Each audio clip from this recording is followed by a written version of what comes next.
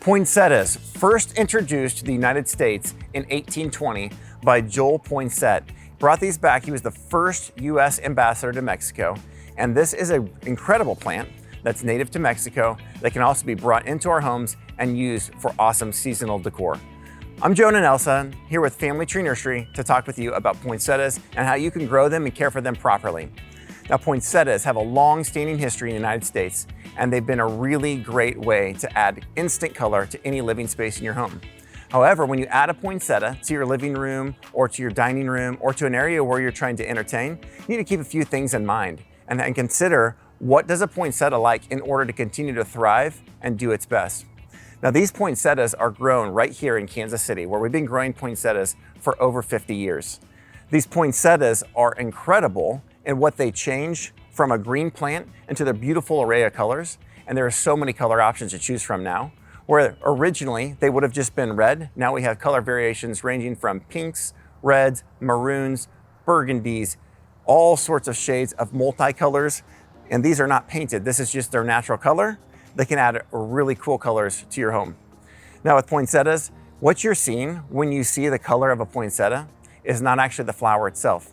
It's the bract. The bract is what actually holds the flower. And the bract has so much color that it attracts the pollinators to come to actually what will come to be the flower that's down in the middle.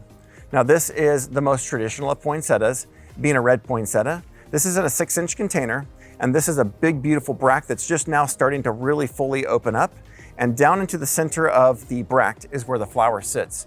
The center of the flower is actually called the cyathea, and that is the part where the pollen and the nectar of the flower is at that draws the pollinators into it.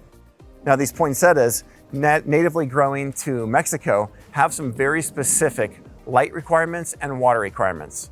When you're growing poinsettias, like we grow them here in the greenhouse, we start them back in July to get them ready for Christmas. And that's kind of the time frame of starting them from a cutting, going all the way to its finished size in its container.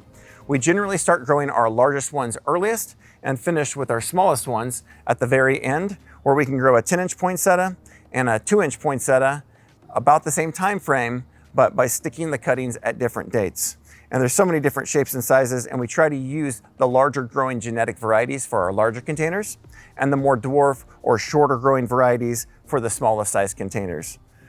Now, when you're growing that poinsettia, to care for them properly, in our greenhouses, we never want them to get below 50 degrees, and quite honestly, we don't want it to get below 60 degrees. But inside the home, you do want to place the poinsettia in a really bright area. Bright indirect light is the best light that you can have for your poinsettias. Ideally, they would receive about 6 hours of sunlight per day, but we know that when you're using a poinsettia to decorate with in a room in the interior of the home, it may not receive that much light. And so you do want to use that more as a seasonal plant for decor. But if you're trying to keep the poinsettia growing and continue to grow year after year, you would want to have it in that bright indirect sunlight. Closest to an east window or a west window is preferred. Now, when you're growing poinsettias, one thing to keep in mind is that a poinsettia is a euphorbia, and a euphorbia is a cactus. And the euphorbia group of plants, they range in so many different heights, widths, sizes, and differences there. And so the euphorbia as a whole likes to go dry between watering. If you run these plants really wet all the time, you could run into root rot, which is the demise of many poinsettias.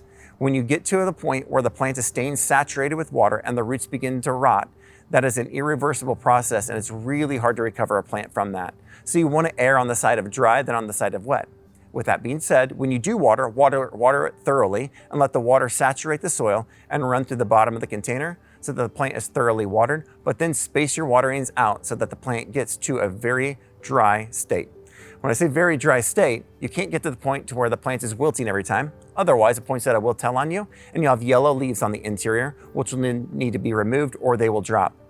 So you want to check the soil regularly by feeling the soil. If it feels moist, damp, or wet, don't water it then. You want it to feel dry to the touch before then you add water to the poinsettia. Poinsettias growing in your home should not be placed next to a fireplace or a drafty vent or a drafty entry door, because those drafts of wind and extreme temperature fluctuations can cause the poinsettia to have discolored leaves as well. So keep that in mind when you're locating a poinsettia and where you're going to place it in your home. Other things to consider when you're growing poinsettias is, do you need to fertilize them? Once you've purchased a poinsettia and it's growing and it's thriving and doing well in your home, You do not need to regularly fertilize when it's in color and when it's flowering. That will actually speed up the process of color and speed up the color of flowering when you don't really want that to happen. You want these to stay prime and looking their best inside your home. Once the poinsettia goes out of bloom, if you're trying to get it to rebloom, you will then need to encourage it by fertilizing it and growing it as a regular plant. Growing these things year after year, if you want to take them outside during the summer, you can place them in more of a shady spot where it might receive morning sun and afternoon shade. And at that point, it's even a proper time to be cutting them back. And that would normally happen moving them outside sometime in late May or June, growing them in the summertime outdoors before then initiating it to bring it back indoors through the wintertime again. Now, poinsettias are a short day plant, and so you do have to consider that they are not going to change the color unless the season changes it or unless you provide darkness for it. They need 12 hours of continual darkness in order for that to even begin to initiate. So typically, poinsettias grown in our greenhouses don't even begin to start showing signs of color change until we hit that equinox in September. And they'll begin to start that color change in September, and as the days begin to shorten and the darkness begins to lengthen at night, the poinsettias then start to develop more and more of their coloration, or they'll naturally have their fall color change, which we come to enjoy inside of our homes this time of year in the fall and through the winter time. October, November, December is when you get the prime coloration of poinsettias here in the Midwest. Now, some other things to consider is insects. Will you have insects, or if you should encounter insects, you might notice white flies, spider mites, or fungus gnats. Those are the most common things that can get on poinsettias, and they're very difficult to treat once they're already in bloom and in color. So these are things that you would typically treat pre-bloom time and pre-color change as you're growing them outside or as a typical houseplant. But I would say 95% of poinsettias or more are probably never grown continually throughout the course of the year. These are used and enjoyed through the holiday season, as it's one of the #1 selling commercially grown plants for interior decorating because of the season that we use them for. If you're looking to add poinsettias to your home for the holiday season, come into Family Tree Nursery. We've got 3 locations in Overland Park, in Shawnee, and Liberty, where you can come in and see thousands upon thousands of poinsettias that are locally grown, ranging in so many colors, sizes, and different variation. You can enjoy a holiday plant inside your home with Family Tree Nursery. We look forward to seeing you soon.